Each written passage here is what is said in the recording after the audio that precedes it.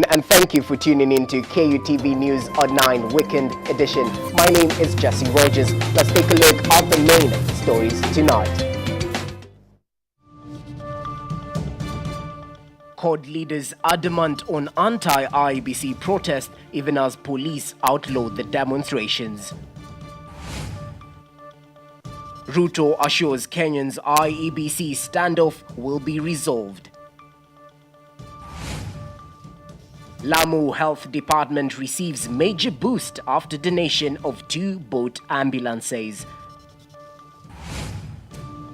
And in sports, Harambee Stars stun Congo in AFCON 2017 qualifiers. Welcome. Now on to the main story tonight. Opposition leaders have vowed to continue with street protests tomorrow to push electoral commissioners out of office, a stand that has ruffled many feathers, especially from the government. Pokot South Member of Parliament David Soking and other 5 Jubilee legislators have criticized CORD principal Raila Odinga for what they call unconstitutional demonstrations, saying he is the very person who brought in the IEBC commissioners. The opposition was urged to embrace dialogue in solving the IEBC stalemate, something that has remained elusive.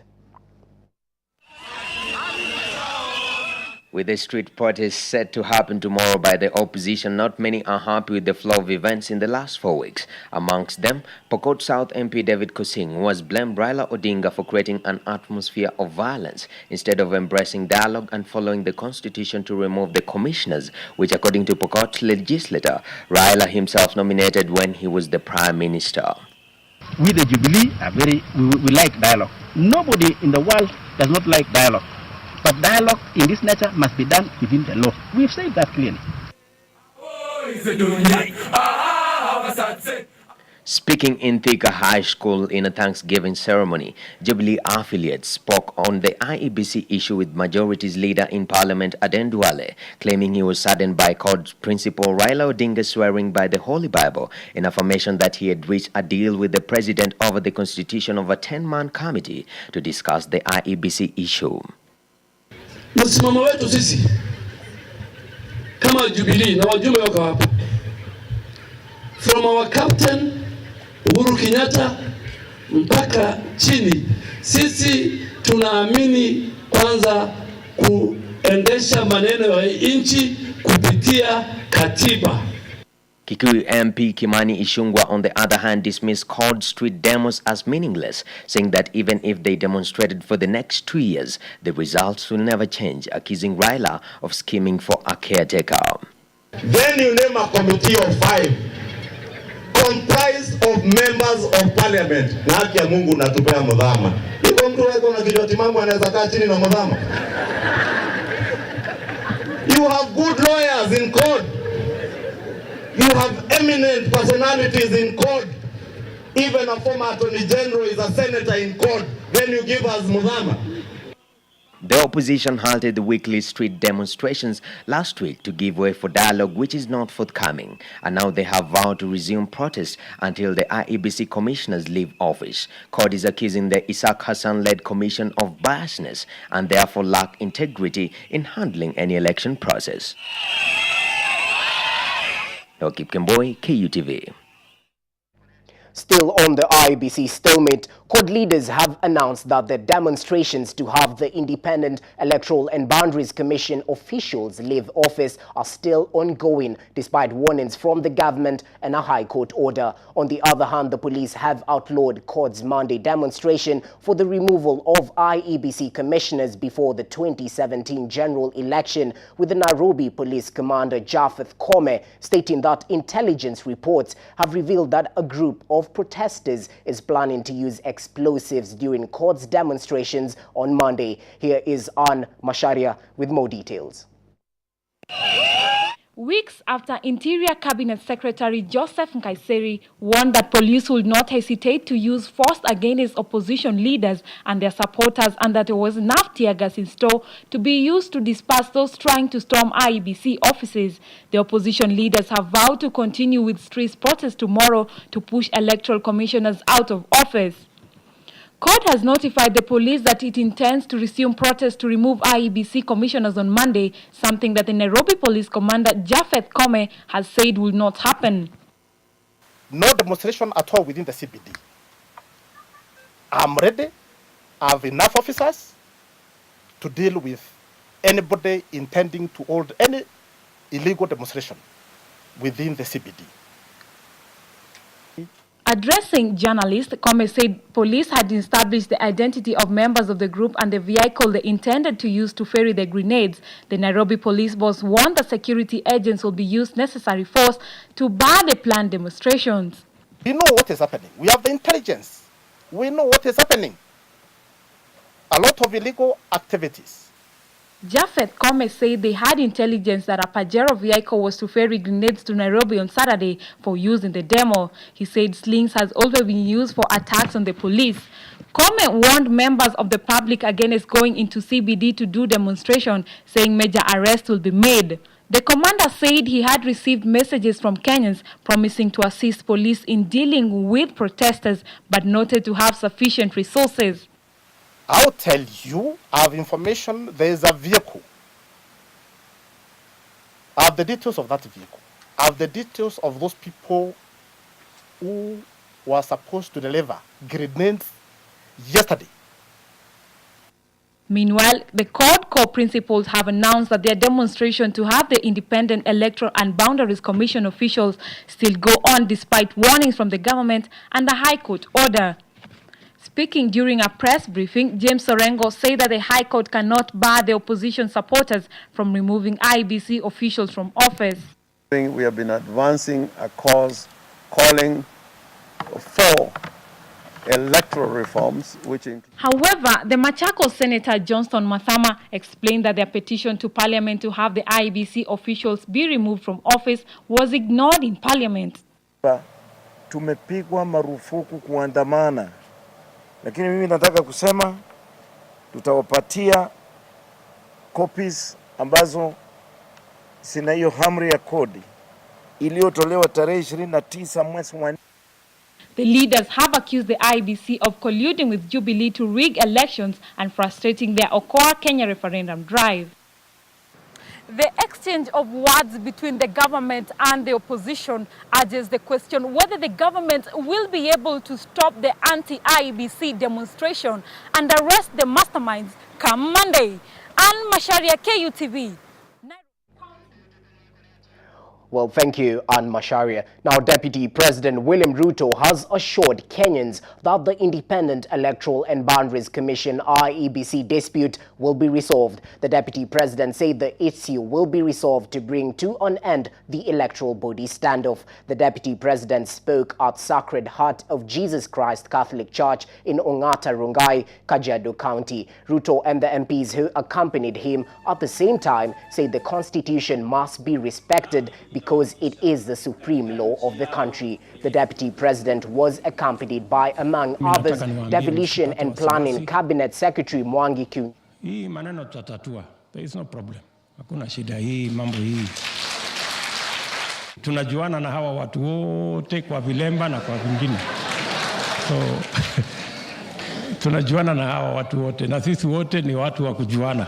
So tutaongea mpaka tukubaliane ndio Kenya iweze kwenda mbele, na hatuwezi kurudi tena mambo ya zamani ya kupiganisha Wakenya na kuweka chuki na kuleta ukabila ambayo itaturudisha nyuma kama watu wa Kenya. That one we will not do. I want to promise you as Deputy President of Kenya, that direction we will not go. Well, we surely hope the IEBC standoff will be resolved. KUTV News Online takes a short break, but we'll be back with more. Stay with us.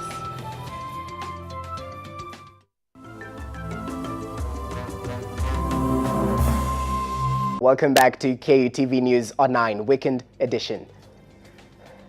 Now, the government will from next month come up with guidelines to check and ensure responsible use of social media. Director Digital Communication in the Office of the President, Dennis Itumbi, said they are in talks with the police, Kenya Film Classification Board, Media Owners Association and Media Council to come up with amendments on the Kenyan Communication Amendment Act, where the guidelines will be enshrined. The people who serve schools, so that you can know them, their needs.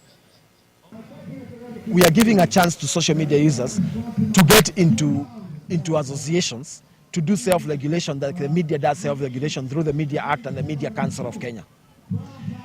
So if that opportunity within the next 1 month is not taken, we have a responsibility as people who hold office in government on digital media and communication offices to ensure that people use those platforms in a good way. So this is what we have done. We have opened up conversations at the top level of the police command, and we also have a conversation with the Kenya Film Classification Board headed by Ezekiel Mutua, and we are going to bring on board media owners and the Media Council of Kenya, who we have not approached but who we are going to be approaching within the next 1 month, to come up with guidelines that are then enshrined in law through an amendment of a law. At this point, the Kenya Communication Amendment Act would be a good place to try and see how we can have self-regulation within social media, but backed by law. Remember, self-regulation in the media itself is backed by law.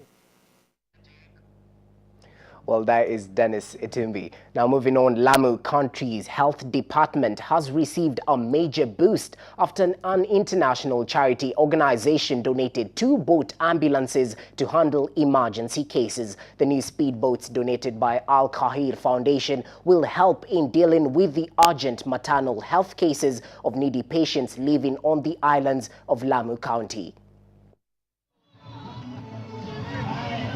The newly acquired ambulance boats have 6 passenger large seats, safety jackets, radio calls, a stretcher, oxygen and a compartment for medical equipment, among others.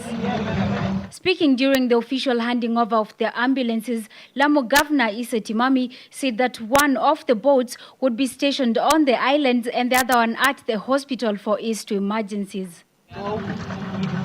We shall utilize the ambulances in the way they are required to be used and not to be misused. So rest assured that we shall take care of them. He further pointed out that Lamu hospitals were undergoing major upgrading, saying that since he took office, the numbers of maternal cases handled have increased. Mwakumbuka Rais Uhuru alivyokuja, nimepewa milioni 100. Hapa tutajenga theater mpya, tutajenga ICU, tutajenga mahali pa kidneys. The boats will complement the services of a tuk-tuk ambulance that had been donated by the same organization early this year.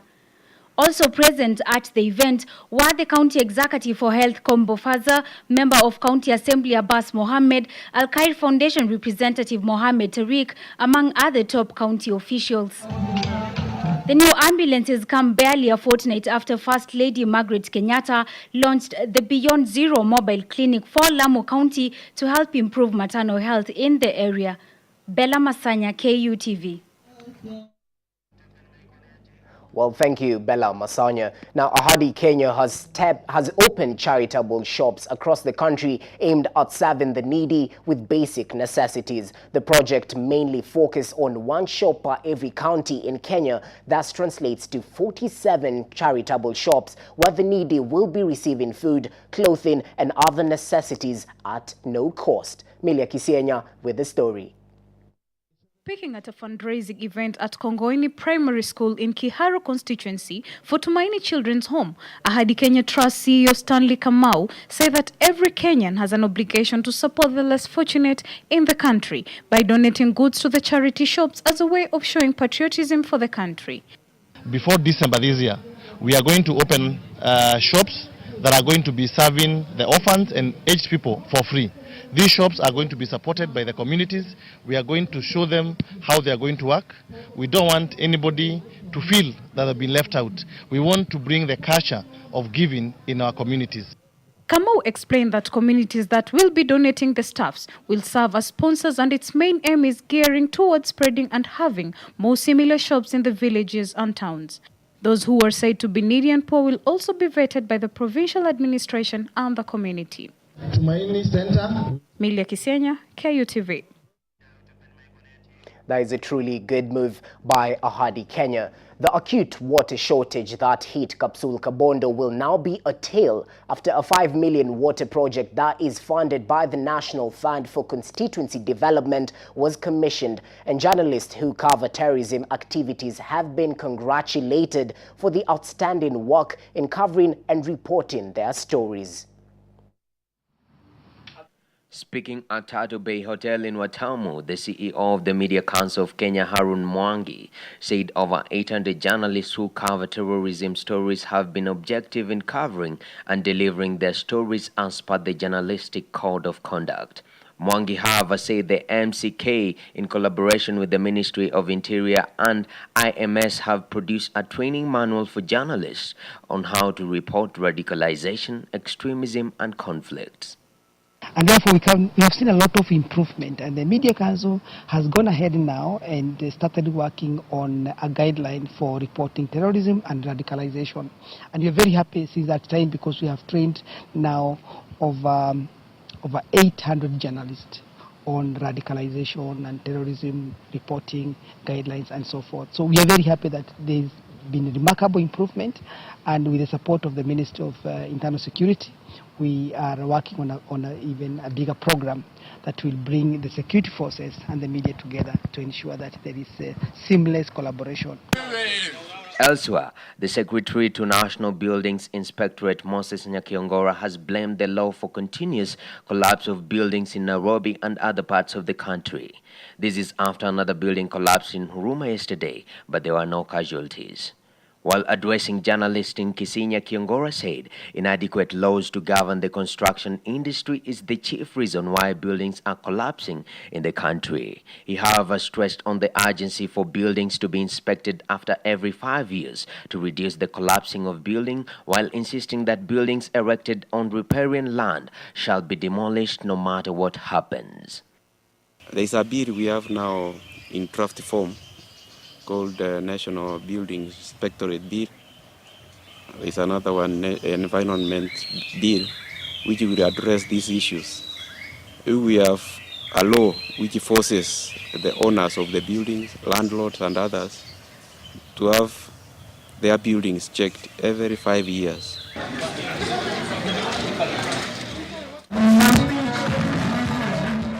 Meanwhile, Kapsul Kabondo residents have bid farewell to the acute water shortage that has been the real problem in the area, causing women and students to wake up very early in the morning to fetch the golden resource.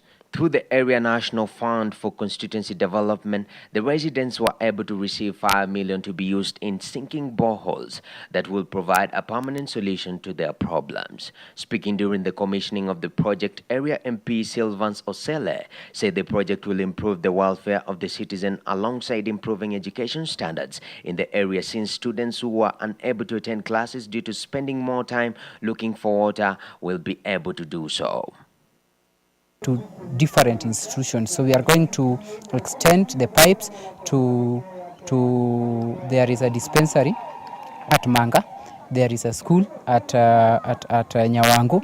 Those are public institutions where we are now going to channel this water, and there is a market here called Kochola. This water serves a radius of almost 5-kilometer radius, and the people here, they need, the most needful thing has been water. As you have seen, women are confessing that with this, their life is now complete, so they can drink safe, clean water. Water is a vital necessity for human survival, and the move to provide clean and fresh water is the best corporate responsibility any organization can give to the people. Nokit Kamboi, KUTV. Well, KUTV News Online takes a short break, but we'll be back with the sports, including how Kenya stunned Congo in the AFCON 2017 qualifiers at Kasarani Stadium. Stay with us.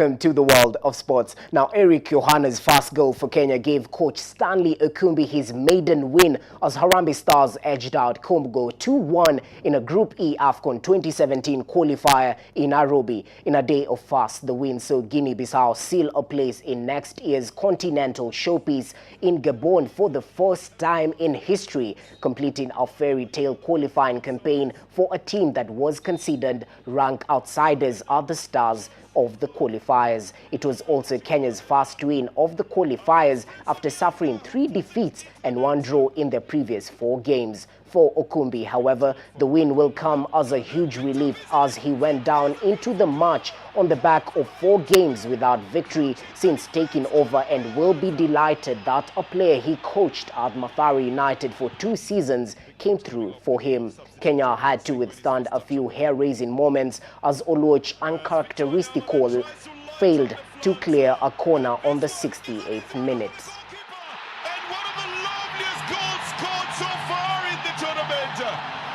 And again, would get the Kenyans running on before. Now, Cuban President Fidel Castro has sent his message of condolence to family, friends and fans of world boxing great Muhammad Ali, who passed away 2 days ago following a long battle with illness. Castro, who was attending a conference in La Habana, called for a standing ovation in respect of the departed former heavyweight world champion. Ali's family has invited the world to the funeral of Muhammad Ali in his hometown on Friday, where the boxing legend's life will be celebrated in a public funeral procession and memorial service, a family spokesman said.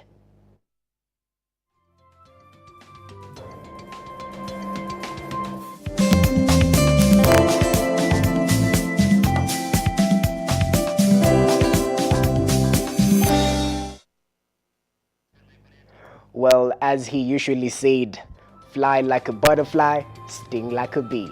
He will be missed, Muhammad Ali. He was surely great. Now, KUTV News Online comes to the end. Thank you so much for tuning in. Join Corazon Safan tomorrow as she takes you through the 9 p.m. bulletin. My name is Jesse Rogers. Have a good night.